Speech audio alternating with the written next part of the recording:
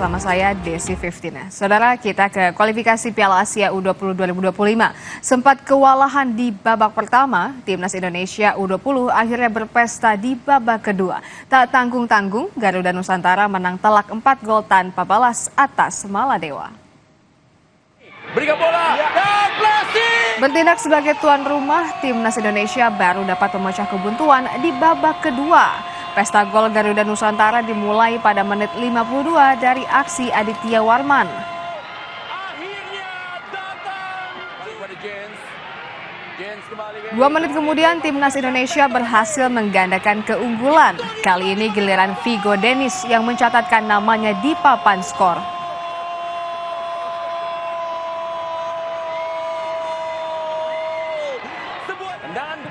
Pada menit ke-57, rekening gol Garuda Nusantara bertambah dari eksekusi Tony Firmansyah.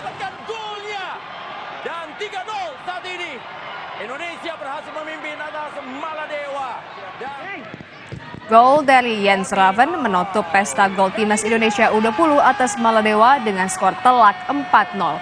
Hasil ini membawa pasukan Indra Syafri berada di posisi pertama klasemen Grup F. Akhirnya kembali mencetak gol bagi Indonesia. Setelah tadi menjadi orang yang membuka gol, membuka serangan Indonesia. Akhirnya masih dari penyisihan Grup F, Yaman U20 menang besar atas Timor Leste dengan skor 3-1.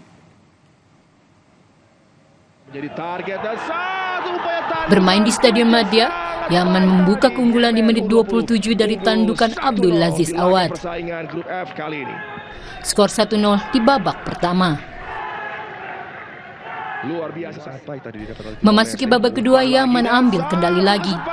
Brace Awad di menit 57 mengubah papan skor menjadi 2-0. Menggandakan keunggulan Yemen U20. Kashmi ada kesalahan dan Timor Leste sempat menghidupkan kemenangan lewat gol Alexandro Bakito di menit 69.